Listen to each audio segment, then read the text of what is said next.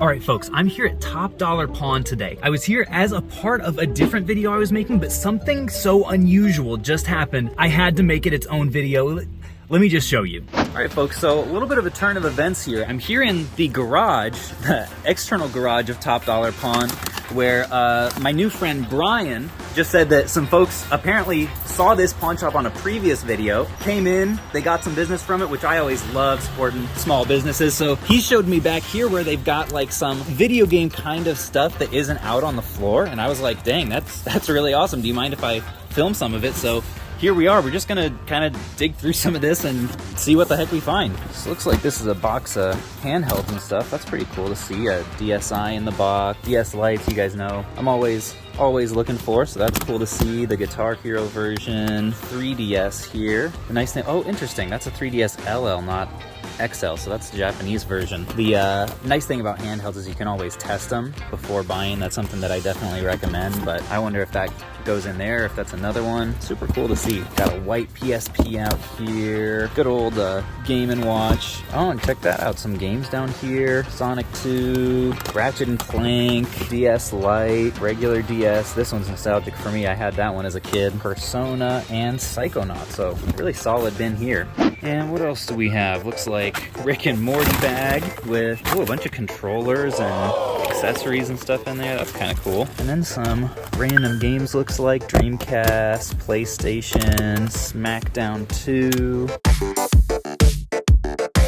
Is that like a collector's edition PS3 Mortal Kombat versus DC? You just never know. This is a truly miscellaneous bin. Is that a Wii Mini down in there? Also spied when I picked this thing up. A couple of loose GameCube games, Sonic Heroes. Nothing super interesting there, but then also looks like Spyro, Tak, and Tak 2. That's kind of cool.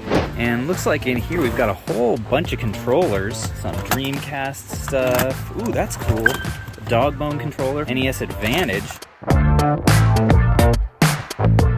Dreamcast controllers are some solid ones to find. They're good ones to have on hand. You never know when you might find a console. Got an N64 one down there. So it's all a little mix here.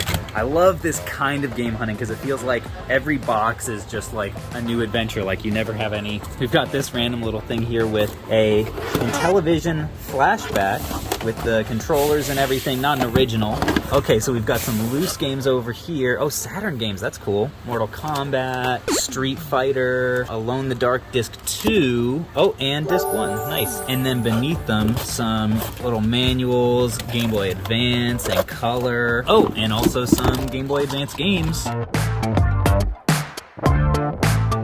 And could these all be miscellaneous Saturn games here? Oh no, PS1, Xbox, so very miscellaneous loose games here. Maybe we'll find the cases somewhere else, but that's a solid little stack there. And it looks like here we've got another miscellaneous little box of games here. We'll see if any of these are in the cases. Doom. Okay, that's just the case. Evil Within. Okay, looks like this is mostly a computer game, Guitar Hero, Aerosmith. Okay, so we got the incorrect game in this one. And then down here, it looks like mostly Sega games, perhaps? Ooh, Tasmania. Oh, and that one is in there, and it's complete, so that's good to see. Flattery will get you nowhere. Street Fighter 2, Mortal Kombat 3. Yeah, we got all kinds of miscellaneous stuff in here. And then down here, I pulled out a good amount of the Genesis stuff. Then down here, looks like we've got some more loose. We got Halo, Spider-Man, another Halo, Call of Duty. Definitely a Halo fan, looks like. Then we've got another one here with what is this? Maybe consoles? Ooh, cool. A Sega Master System. That's not something that you see every day. I don't see a controller. Maybe elsewhere in this bin. What is this guy? Oh, a Retron. That's kind of cool. Oh, and we got a thick boy PS2 in that guy. He's thick! Alright folks, so we just took a break from the garage stuff in order to give Brian a chance to help some customers in here, which is a great chance for us to check out their glass case and see if there's anything else in here that we might also want to make a play on. So here's one good example right here. That Mario Bros. 3 for $15 is a solid deal. On Amazon, it looks like we can get $23 after fees, so even if they don't give us a discount, that's a good enough margin for me. This is the other section that I usually like to take a look at. Not seeing a ton in the PS3 or PS4, but some of this original original Xbox stuff. Maybe a little like Oddworld's kind of interesting. Maybe some of these Need for Speeds. I can't remember the value of these off the top of my head. All right, so here's the rest of the PS3 section that was behind the counter. I believe 5 for $10 was the deal on these, so I think there will be a good number of these that we do end up pulling. This one, Dragon Ball Z, technically was in the 5 for $10 section, but, and this is something that I do sometimes that people might say I'm stupid, I was like, you know, to be honest, man, this one's worth a good bit. I think complete, it normally goes for like $100. So they're actually just going to charge me $40 for it, and I think it's the kind of thing that if you just demonstrate to people that you're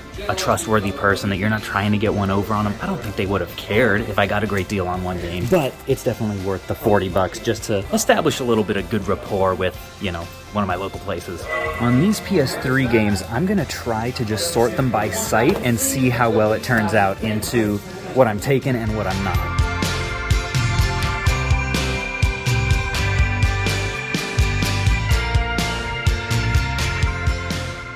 Alright, so here's the stack of PS3 and DS games that we're going to end up coming away with, including this. $40 on that. And then the interesting thing, they also have this box of Nintendo Power magazines and stuff like that, which is just, I mean, look at that. Super cool. Absolutely bringing me back. They said $50 for the bin, which I think I'm probably gonna have to take them up on. I don't know anything about Nintendo Power magazines. I mean, look at that, like, that's just so cool. Ooh, I think that might actually be a really good one. I've literally never sold a Nintendo Power magazine before, but I mean, just looking at these arts, I'm gonna have to pull the trigger. Then last but not least, these PlayStation games, it's unclear whether they work, but we came to a really solid deal on them, so I think $75 for all of them. There's definitely some visible scratching, but even if only some of them work, shouldn't be a terrible risk. Alright, so we decided to go ahead and bring in the bins from out in the back room. So this is what we've got so far. We've got a whole bunch of Genesis stuff, a whole bunch of miscellaneous controllers, which are pretty cool. This is the stuff I think I'm going to pass on. Other miscellaneous controllers and some consoles, but we did pull out some like Wii U controllers, PS2, and this, I think, probably untested Master System, but just not a console that you run across all the time, so we'll see what the total damage ends up being for all this miscellaneous stuff. Oh, and I almost forgot this stuff too.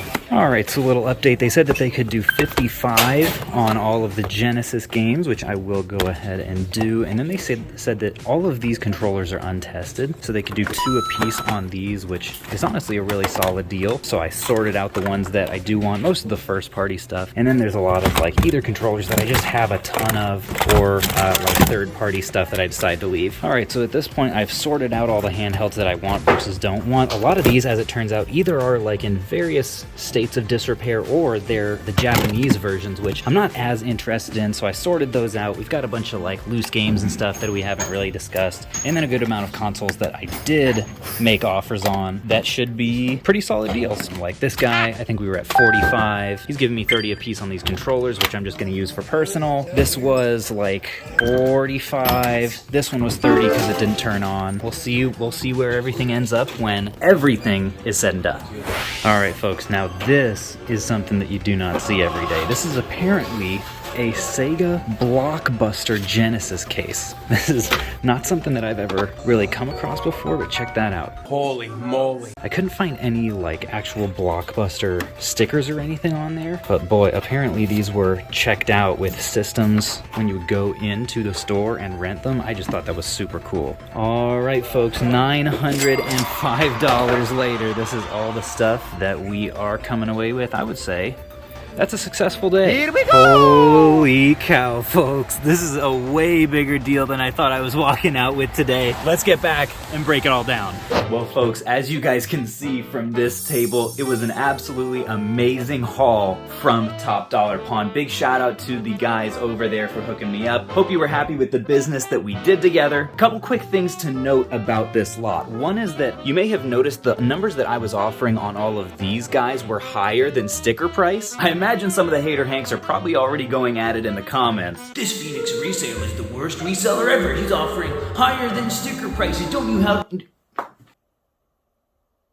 Don't you know how to negotiate, you silly silly man. But the reality is, this stuff hadn't made it to the floor yet, so they had just stickered it with their cost, so they kind of had an idea of what they wanted to price it at. They told me that, and they were just like, hey, you know what we've got into it, you know, if we can make some solid money, make us some offers, and I just kind of used that. I didn't make offers on the stuff, like some of the stickers were higher than I could have paid, and so I just didn't make offers on that stuff because I didn't want to insult them and I want them to make money. As far as the best purchases of the day, I would say probably the PS3 games were definitely up there, given that our buy cost was so low on them. Some of the highlights like Dragon Ball Z, Raging Blast 2 is a really solid one. Ultimate Tenkaichi is a little bit worse, but still really good. Harry Potter is like a solid 30 plus probably dollar game, so some of these will do really well. And then also, honestly, the Nintendo Power magazines I think will be really good for us, and it's going to be a really good learning experience because I haven't dealt with Nintendo Power at all, I told you guys earlier. So I'm excited to be able to go through those with Spanky. It'll be a learning process for both of us. Probably, I would imagine some of the higher end ones will get listed on eBay, and the rest of them will probably do maybe in lots on Whatnot, maybe individually, it depends on the value. In terms of the worst purchases profit-wise, I would say the PS4 controllers, mostly because these are just for personal use, so I wasn't really looking to profit on them anyway. 30 bucks a piece is honestly still a little bit under market, so I'm not gonna complain about those either. Oh hey Elsie, do you want to be part of the video too? No thanks. What do you think about these games? You're literally wasting your life. Give me a high five. No, I'd rather not, to be honest. High five, doggy. I just am gonna sit.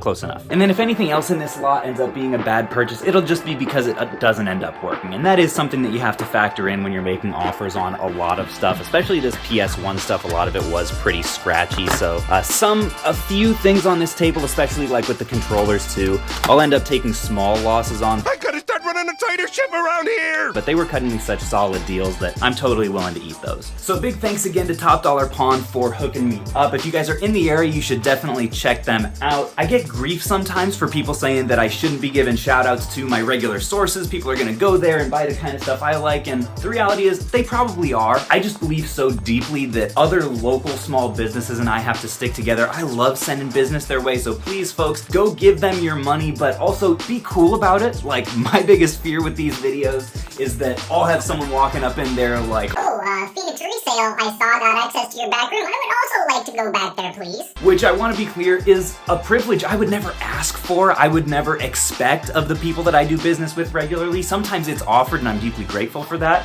But if you guys are going to any of these places, don't expect the same treatment, just be cool. But yeah, folks, opportunity is everywhere. I think after fees and shipping and everything on all this stuff, I should be able to safely double my money, which is the place that I like to be. If you want to see another video of some pawn shop wheeling and dealing, I'm gonna link one right down here for you guys.